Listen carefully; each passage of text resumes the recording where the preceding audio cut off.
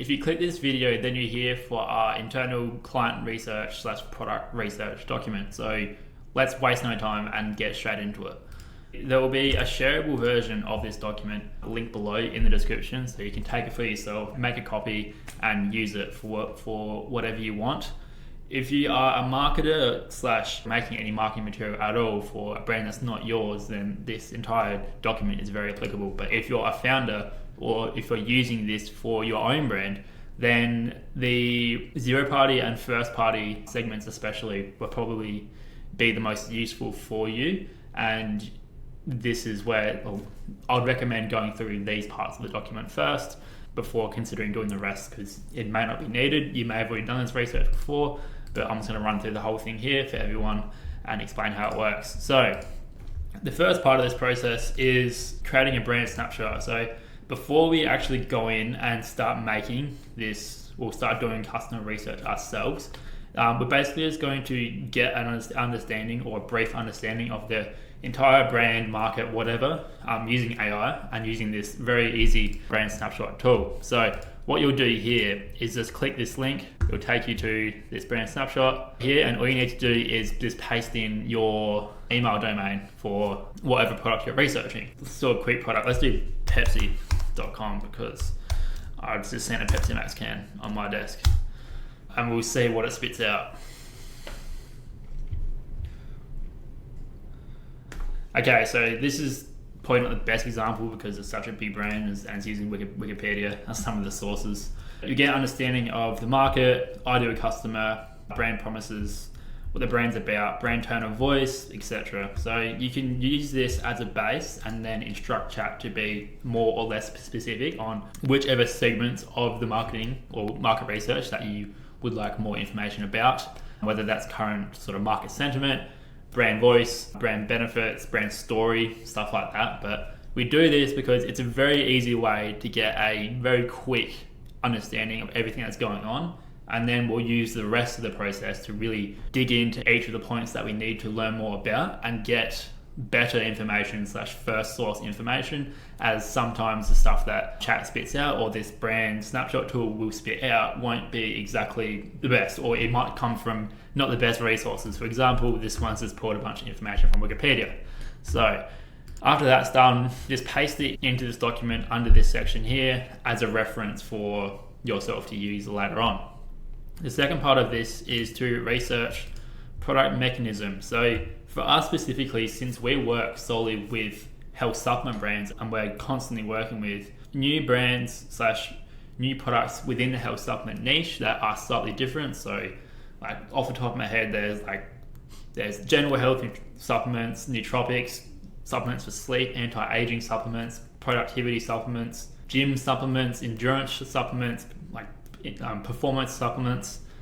There's so many different types of products that we work with that we need to, before we actually start working on researching the product or the brand as a whole, if they're very focused on one key problem or one key benefit, then we need to understand what that benefit is or what that problem is and how the product works to fix that mechanistically. Because if we don't understand the product on a mechanistic level before we go into the rest of the research, then we might not have the context for which to understand what people are referencing, what people are talking about, what the brand's actually doing and how it's working. So we need to first figure out what is actually happening or how does the product actually work on a deep level. For any new brands that we work with, you'll see a quick note here.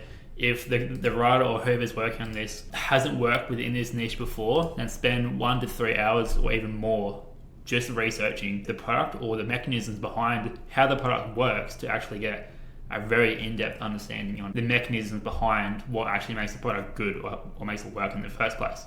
So if this is your own brand, you probably already know all about this, but if you're a marketer working with a new brand or new client or whatever, this is definitely something that you need to get a very firm grasp on. Because if you say something that's incorrect or doesn't align with how the product actually works, or is counterintuitive to how the product works, then you can shoot yourself in the foot or lose your reader's trust very quickly. The next part of this is data collection. So my last video was actually talking all about data collection, and we went through how to actually find all these different types of data.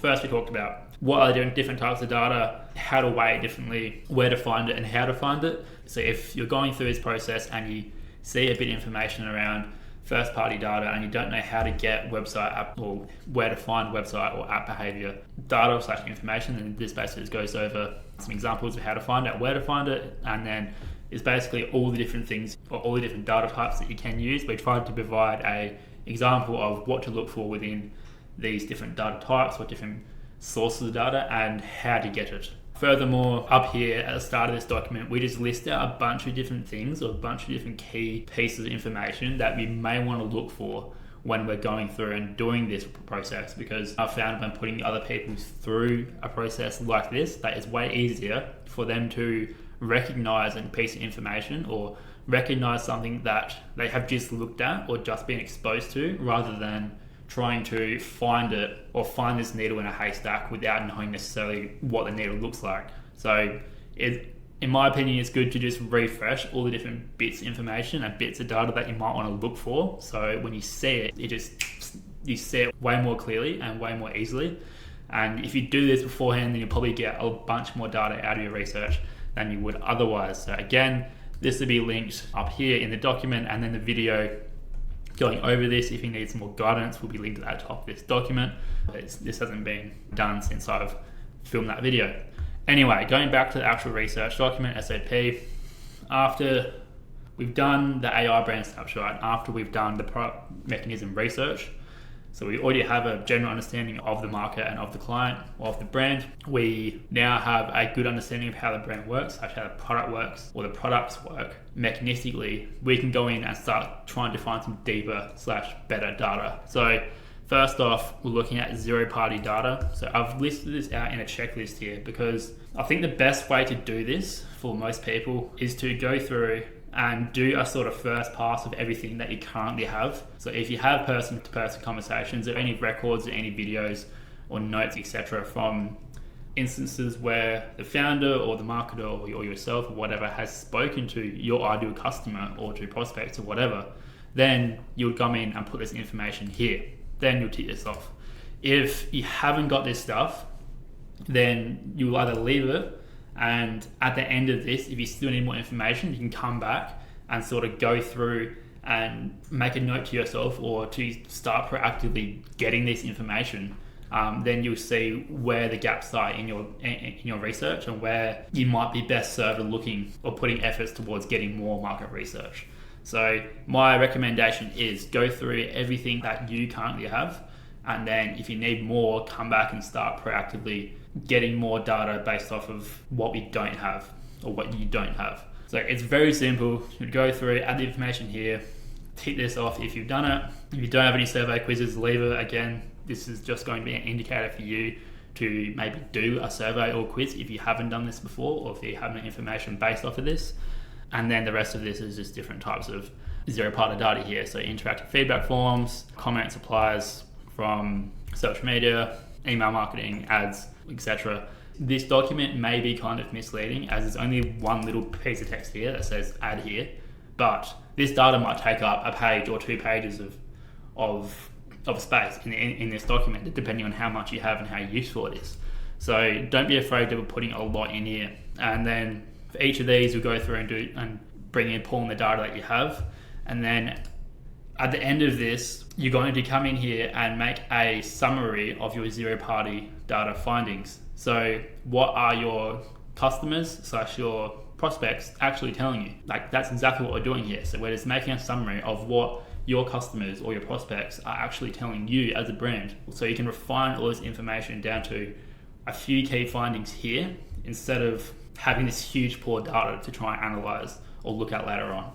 Next is we'll do this for first party data. So this is basically behavior, what your customers are actually doing. Again, go through, add all the bits of information that you have on hand, and then just take note or highlight the gaps that you have, and do this for each of those segments. And at the end here, you would come back and write a summary of what your customers are actually doing, because that's what all this information is about. Now, I've just seen here that these two things, customer support logs and testimonial and reviews, probably shouldn't be in here. So I'm just going to really quickly put this up here, as this is what your customers are telling you. Moving on, you'll do the exact same thing here for second party data, which if you don't know what second party data is, like, it's just information that you get from partners or from businesses or influencers that you partner with. So it's not a super important thing. Like, this is probably the least important thing to sort of fill out, because you get most of the same information based off of third party data / research.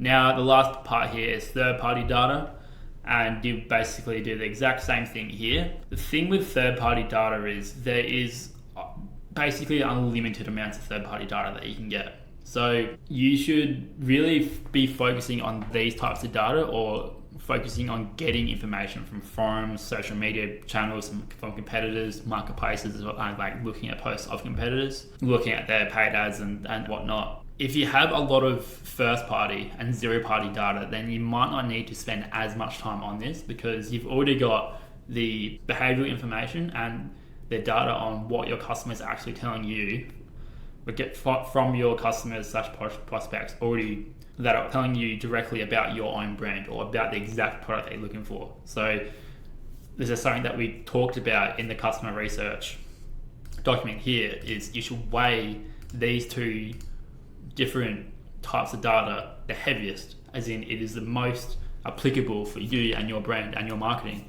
And if there's contradicting data between second party and third party data, and then first party and zero party, then you should probably weigh the zero party or first party data heavier and use that as the truth to base your decisions off of. But newer brands especially just don't have a lot of data about their own customers and their own brand initially. So if this is the case, if you're the brand owner or if you're a marketer working with this brand, then you need to spend a lot more time gathering third party data based on other brands and other products that are the most analogous to the brand / product that you're working with. Now, again, these are all very small, like add here, but these could be a page each or two. Like, these could be unlimited. These could be 10 pages each of information if you really wanted to, but I wouldn't necessarily recommend it. But like third-party data, there's basically unlimited amounts of data. But the more third-party data that you sort of need or gather, the more likely it is that the information that you're getting will be less analogous or less relatable to the brand or product that you have, because you may start venturing into looking at information from brands and products that are less similar than the product or the brand that you're looking for. And the more sort of data you get, the more you have to venture away from the exact customer or prospect that you're looking to target or you're looking to work with your marketing. Now, I just went over all them things very quickly, but these should take / will take the longest amount of time, depending on how much data you have / you want or need. We typically spend 2 to 3 hours minimum on just getting trying to find as much data as we can when it comes to working with new brands and new clients, because we know that if we do this now, or if you're a marketer or founder or whatever, if you do this now, then you're always going to have this in your back pocket to use when you're creating new marketing or whatever. If you're ever looking to create new marketing, new content, new emails, new hooks, new whatever, and you run out of ideas, then that is simply a function of not having enough market research. If you've done a huge amount of market research, or if you put in the hours to really understand your prospects, your customers, and what they need and what they want, then you have so much market research and so much data that you'll be able to pull basically an infinite amount of ideas from a document like this. And you'll basically never run out of new hooks or new angles or whatever to use or to work with moving forwards. So if you don't do this now, you'll find yourself later on having to come back and do this again in different variations and looking in different places. And you probably end up spending more time on it overall, because you have to sort of refamiliarize yourself with everything again, as compared to if you just did all of it now or spent an inordinate amount of time doing it initially or in the first place. So that's what we do, and that's what we recommend anyone doing, working with creating a new product, a new brand, or working with a new product or new brand. Now, this is for us internally. We'll also add in any information that we get directly from the client. Speaking to the founders, if you're a marketer or whatever, speaking to the founders is the best way to get first source information on their customers, on their ideal prospects, etc. This information that you get from the brand founder, from the brand themselves, is like one of the highest forms of data that you should be using, such looking at. So weigh this very heavily, prioritize this over other pieces of information that you may get is at least my recommendation on what we do. The last thing here is refining the research. So we like to have a good understanding of where the brand came from, what's the brand story, to one, get a history of it, see where they've changed or where they've pivoted in the past, what are they looking to move towards and where they're sort of heading as a brand, and to really have a good story to tell. The whole story hook or story leads or whatever, if we can tell a story in the marketing of some sort, it's normally a very powerful hook, lead, angle, whatever. So by really detailing out the story here and figuring out where the brand come from, where they're heading, what's their main goals, what were their struggles, and what was their main sort of hero journey, if there is one, as they were coming up and as they were developing, then it will serve you in the future. So I definitely recommend trying to flesh this out here. The brand snapshot may give you a decent understanding of this because it will usually pull information from different websites if they've done interviews, from their About Us page, from their Instagram, whatever. But trying to find their brand story and flesh this out into an actual story that someone can relate to can be extremely powerful to use in your marketing later on. Next, this is a research process that we will find is like, this is a combination of a few different sort of research processes that we've seen or used in the past. So this is specifically a copywriting research process that we've adapted. So you just go through here, list out a few of the quick answers that we have.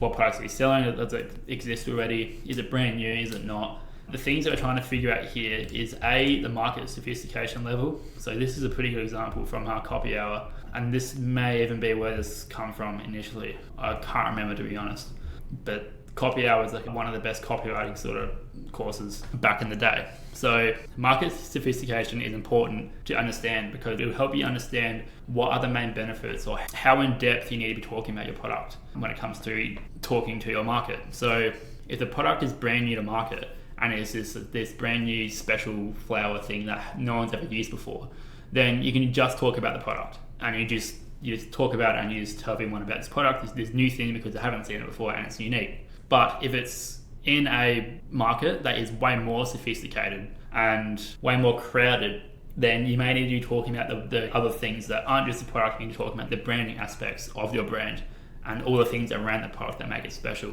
In the middle of that is like the semi-crowded market where you will have the product and there may be 3 or 4 or 5 other competitors in the market, and you just need 1 or 2 things that make a product special. The example here is the rock is the initial thing, and when it was brand new, people just like, you could just talk about the rock and it was special and cool, everyone's like sick. In the more crowded market, it's like rock with a cutting action, and it's like unique sales proposition or this unique mechanism / feature of the rock that made it better than everyone else's rock. And then you can see at the bottom here, it's talking about the rock with pretty much a story around it, and they're almost adding a brand around the rock because everyone else has got a rock, everyone else has got a sharp rock, and they're trying to make their product that's already special and unique different, even though there's a bunch of other products out there that are pretty much exactly the same. So if you understand this, you basically you will have an understanding as to what are the main things about your product that you should be talking about the most. Moving down to here, we have the customer awareness level. So again, this is kind of in the same vein, but it's a different way to look at it. As in, if you're selling a new product typically, or if a product is more new to the market, or there are less other products like it, then generally you'll be talking to a more unaware audience. And this is where you should be talking about stories, secrets, benefits, anxieties, rather than if a product is more well known and it's more direct and the people already know all about the product and how the product works and all the different variations of the products other brands are using, then this is where you may need to be talking about other things like discounts, deals, product, price. It's hard to explain here without having an exact example, but when you go through this, and especially after you've already done your research, you'll probably be able to get a decent understanding as to where your product sits on these 2 continuums, because it'll help you choose what are the hooks and leads and angles that you'll be using in your marketing when you actually go to start putting out marketing material in whatever place that may be. Now, brand research is equally as important, if not more important. You need to understand the brand pillars of what other things specifically the brands are about. The question that you need to ask are, what are the key core values, what are the key traits, etc., that the brands want to be associated with. So normally these traits, pillars, etc., exist on some sort of continuum, as in they can't be two things at once. You can't be premium and cheap / cost effective. You can't be the relatable founder / brand that's just like you and then also be an authority / leader in the market. So there's a lot of things that are on continuums, and it's up to you as a marketer or as a founder or as a brand owner to decide which of those two things do you want to be on. Now, typically you can flesh out what what these traits are based off of their current marketing and what they've already put out. But sometimes you need to either, as yourself, as the founder, really flesh these out and figure out 3 to 5 or 6 things that you really want to associate your brand with, rather than, or if you're a marketer, you need to talk to, or if you're working with a brand or a founder, you need to talk to them to really figure this out. Because if you don't do this now, then you'll have no real guidelines to base your marketing off in the future, and there will come instances where you need to really choose one of the two paths, and if it's not fleshed out already, then you may end up doing contradictory things in your marketing over time. Moving down, other USPs, so if there's anything other or special about your brand that makes it unique, special, then list them out here. Dream outcome. This is a really big thing here. You need to be able to clearly define what your customers' dream outcomes are, at least for your ideal customer avatar. What they really want, what their desires are, how that reality actually looks to them. Now, this is more than just, I want to lose weight so I look good. Like, that's what some people may say, but the more fleshed out reality of this, to say for a middle-aged woman or whatever, would be, I want to lose weight so I can fit back into my high school clothes and my husband, boyfriend, whatever, looks at me in that way that they used to, and I feel better about myself and get that self-worth back. Like, this isn't a niche or product that I've really worked in much before, but it's just a good example of, normally there's underlying motivations behind someone wanting to achieve a dream outcome that you need to flesh out, so you can use this in your marketing and use this to help people make better decisions. The worst nightmare is the exact opposite of this. So you basically just go in and flip all the things that they want and figure out what's the most opposite version of this, so you can use this, or you can detail to people how this may look if they don't choose to not necessarily buy your product, because you do need to be ethical about this, but if they can understand that if they don't do the things that they need to do in order to achieve the dream outcome, this is how bad it could get. Moving on, push and pull factors. This one's kind of hard to explain, but what are the things that are pushing your customers or your prospects to start to buy your product or to start using it or whatever? And then what are the things that your product or the brand is using to pull them in order to purchase a product or start using their product, etc. Next is brand voice. How does the brand want to talk? This is normally based off of the brand pillars, but it's like, are they friendly? Are they authoritative? Are they colloquial, or are they professional?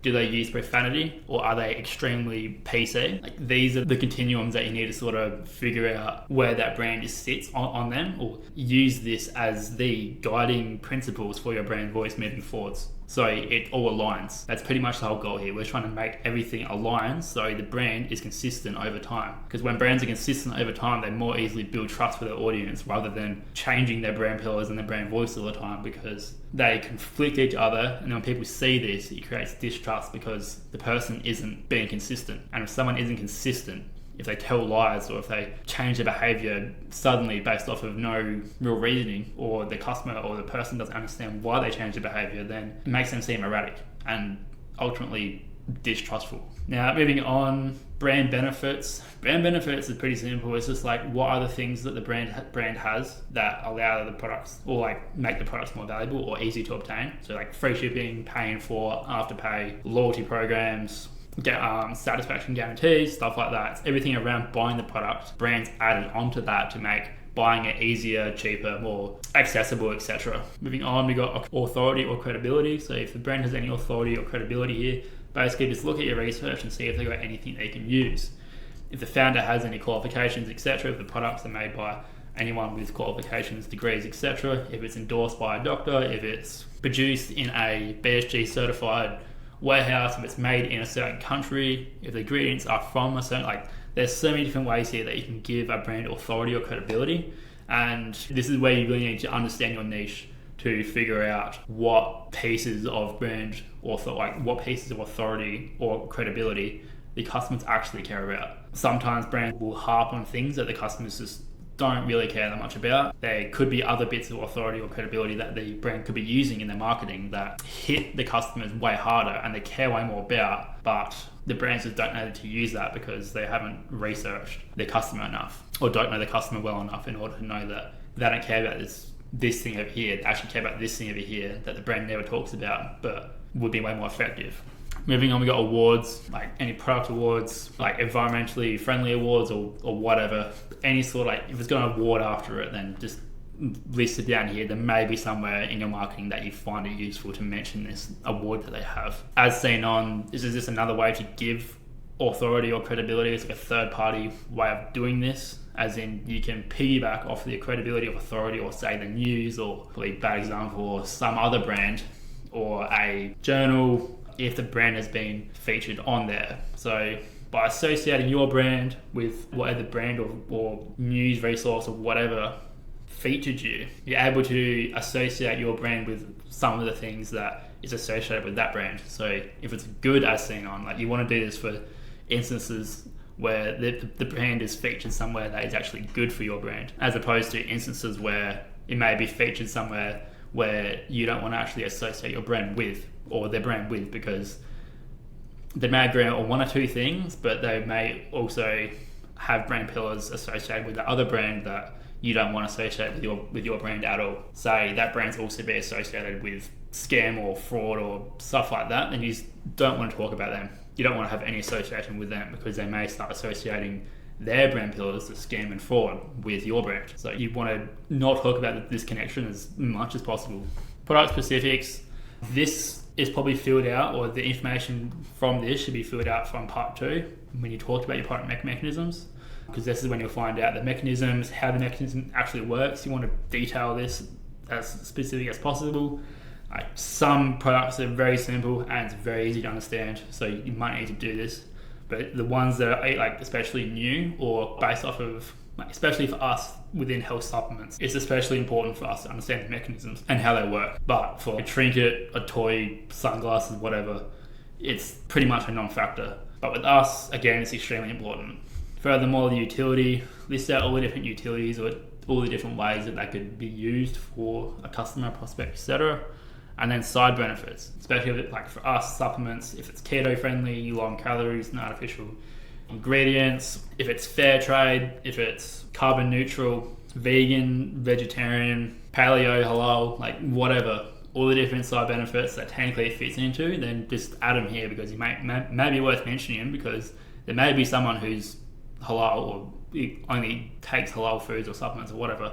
I'm not exactly sure how it works, to be honest, but they might not buy it unless they see this, because they may think that it's not that. So it may be worth mentioning this. And then custom avatar creation. You may want to do this for more than one customer avatar depending on your brand, but usually you can get away with just doing it for one and targeting that one person, especially if you know wherever your marketing is hitting that particular archetype of person the most, or this one customer avatar makes up the majority of the population. But if there is two clearly defined customer avatars that are different, dramatically different, then you may need to do it for two different types, so you can target these people differently. So this is pretty simple stuff: age, occupation, gender, psychographics, the pain points, values, beliefs, etc., goals, objections. What we're doing here is we're kind of reflecting some of the information that we just summarized above, but onto a human and onto a specific personality, because then it makes it way more real. Then you can, as the marketer or as the whatever, you can think of John, who's 35, who works at a factory and is dealing with XYZ objection, pain points.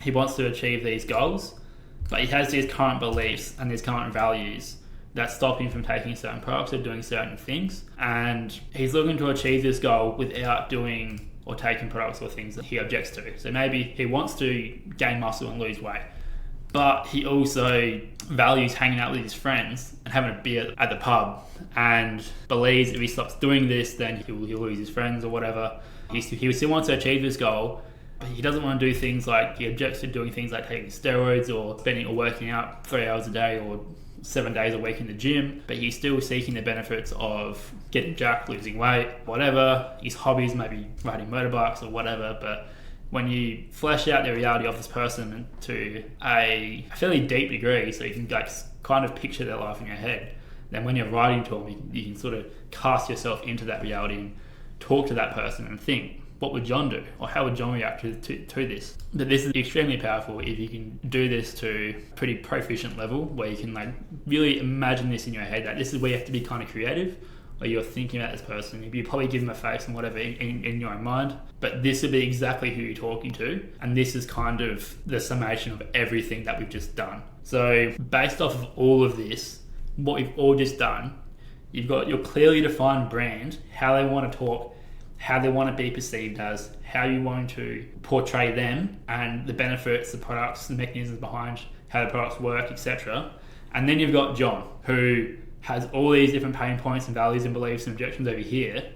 And you got all your information here. Like, this is your arsenal of information and data that you can use or whatever to influence John. And then your marketing is the stuff in the middle that takes different benefits, pieces of data, information from your brand, and then conveys it to John in a way that he can understand, that directly appeals to his own values, beliefs, goals, pain points, objections. And that's what we're doing here. That's exactly what we're trying to do here. We're trying to make these two things, the brand and John or customer or whatever, as clearly defined as possible. As when you can see these two pictures in a much more high definition, then you can understand how your brand can influence the customer. But that's pretty much all we're doing here at a very, very high level. So the very last piece of this is ideas for content / emails. So or any marketing hooks or whatever. So once you've done this and you've fully completed it, then go through it, read it all. Like, my recommendation is to split your screen, have content ideas on one side, have the rest of the document on the other side. Go through, look at everything, and then see, like, is this pain point, is this data point about the product a good idea for an email or content? Is this mechanism a good idea for email content? Is this pain point that a company have a good idea for content, email, advertising, hook, lead magnet, whatever? Go through all of them, and then you can build out this huge arsenal of ideas for the hooks, lead magnets, emails, content, stories, reels, whatever. You have this infinite, basically, black hole of stuff or ways that you can directly talk to your customer using all the information that you have. Because the ideas, the content, or the whatever, the hooks are the things that you will use to influence your audience or to market to your audience. Like, that's sort of the end outcome of all this, is that you get to pretty much mine all these different hooks, leads, angles, whatever, from all this information that you can use in your marketing. And by doing this and having them all lined out and having a good understanding of your brand and of John or of your market, you get to see, or you'll have an intuition as to which of these hooks, which of these angles are going to work best in your marketing when it comes to influencing your audience or getting attention or whatever.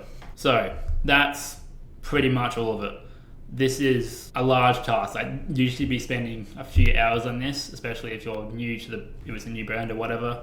But this is literally what we do. This is I'm going to say version 3 or 4 of our market research that we've done. Well, at least of what I've done. We've refined this again within the agency a few times, but this is where I'm currently at. And I thought the whole point of this video is just to share this with you so you can use this yourself. And if you have any questions about this at all, please feel free to reach out to us or to me, and I'll help you out. Again, this document will be linked, and the video and this other resource will be linked with the video to this in the comments below. So use both these resources to understand your audience better and understand your brand better, or whatever brand or audience you're working with, in order to curate better marketing. That's exactly what we're trying to do here. So again, have any questions, leave it in the comments below.